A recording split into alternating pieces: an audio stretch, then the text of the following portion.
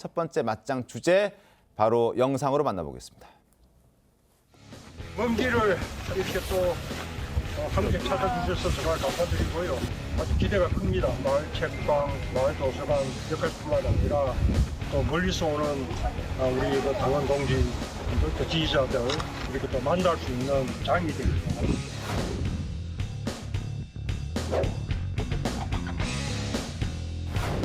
독서 문화를 좀 더 확산시키는 그런 역할을 해보고자 하는데 많이들 도와주실 거죠?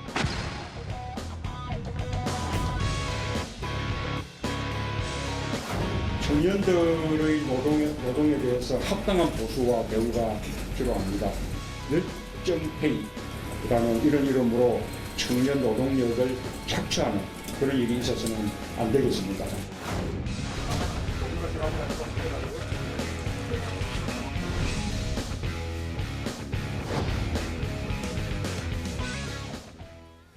자, 신통한 맞짱. 신지호 전 새누리당 의원과 김상일 전 민주당 선대위 언론특보와 함께 이야기를 나눠볼 텐데요. 주제 신문으로 다시 한번 만나보겠습니다. 신문 함께 보시죠. 자, 점심 줄 테니 공짜로 일해달라. 조선일보 이런 기사가 실렸습니다. 바로 문 전 대통령의 책방 열정페이 논란인데요.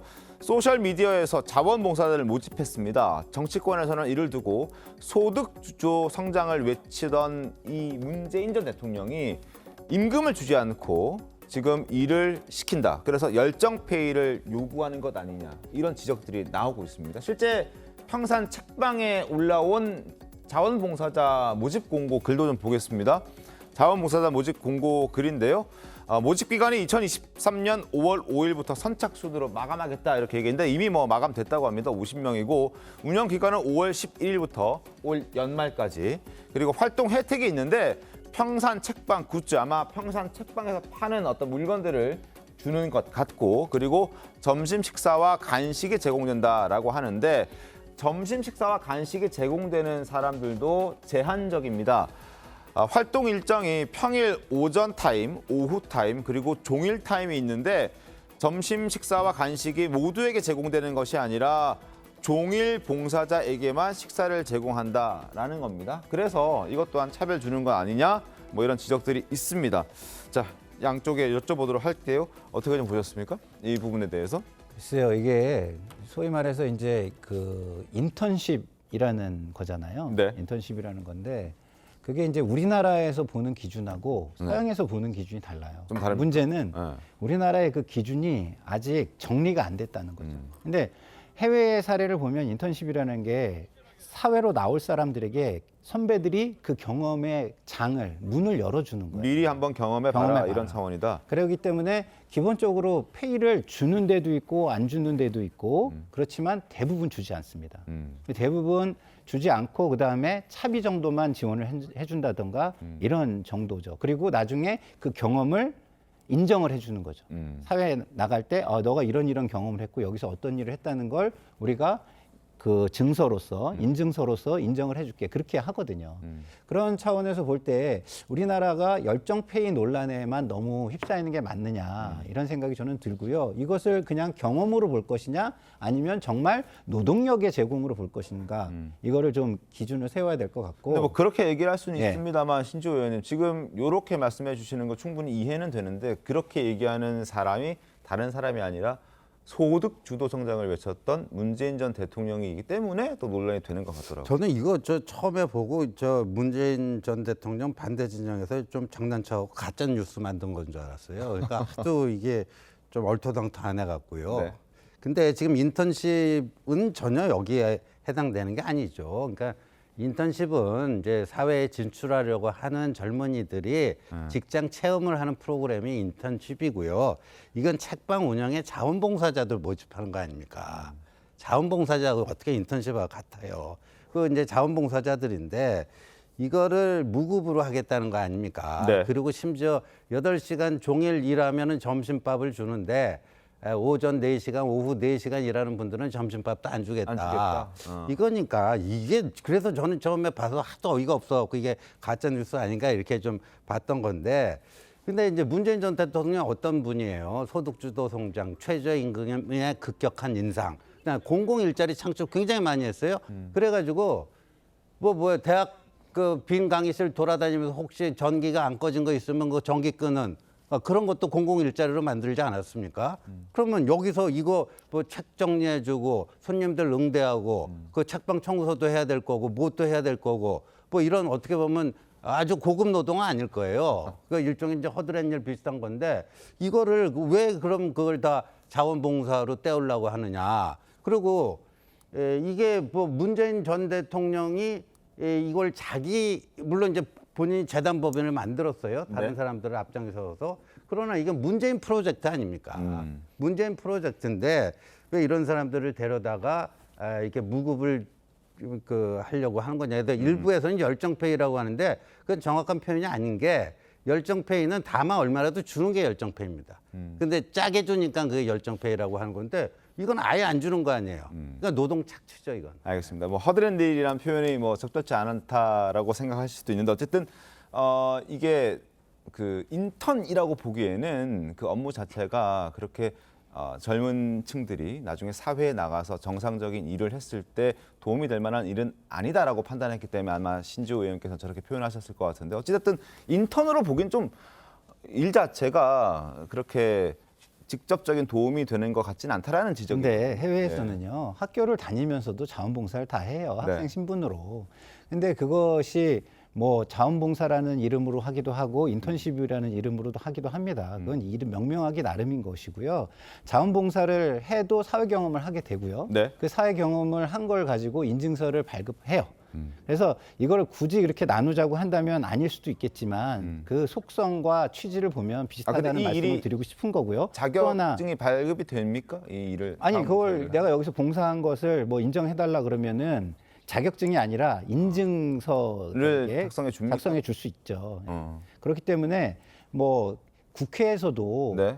뭐 그 예를 들어 무급 인턴 뭐 네. 이런 게 있어요. 그러니까 표현이 다른 거지. 그것도 일종의 자원봉사고 사회 경험이고 인턴십입니다. 그렇기 때문에 저는 좀 같은 맥락이라는 말씀을 드린 것이지 정확하게 이렇게 뭐 같은 이름으로 진행되는 것은 아니다. 이거는 제가 말씀을 드리고요. 네. 근데 이겁니다. 기본적으로 아까 제가 말씀드렸잖아요. 이게 경험이냐 노동력이냐 이 부분을 저는 봐야 된다고 봐요. 그러면 이게 모집 광고니까 일해 달라이냐 아니면 나 거기서 일하고 싶어 봉사하고 싶어라는 사람들이 많기 때문에 하나의 그냥 그래 그러면은 이렇게 해가지고 모든 사람을 자기적으로 할 수는 없으니까 그러면은 이게 공개 모집을 통해 가지고 뭐 공정한 기준이나 기회를 주는 것으로 해가지고 모집을 해가지고 자원봉사를 하게 해줄게 이런 것이냐 그 차이가 저는 있다고 보는데요. 지금 문재인 대통령 측에서 해명하는 것은 네. 우리가 이 노동력이 꼭 필요해서가 아니라 자원봉사를 하고 싶다는 사람들이 많으니까 그것을 그냥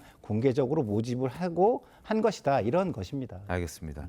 지금 평산 책방에는 엄연히 정규직도 있고 그리고 높은 수준의 처우도 그렇죠. 보장하고 있다. 이렇게 지금 네. 문 전 대통령 입장 측에서는 설명을 하고 있습니다만 과거 소득주도 성장이라든지 최저임금을 급격하게 올렸던 문 전 대통령이기 때문에 그것 때문에 어찌됐든 열정페이 논란이 계속 좀 나오고 있다라는 차원에서 저희가 잠깐 얘기를 좀 나눠봤습니다.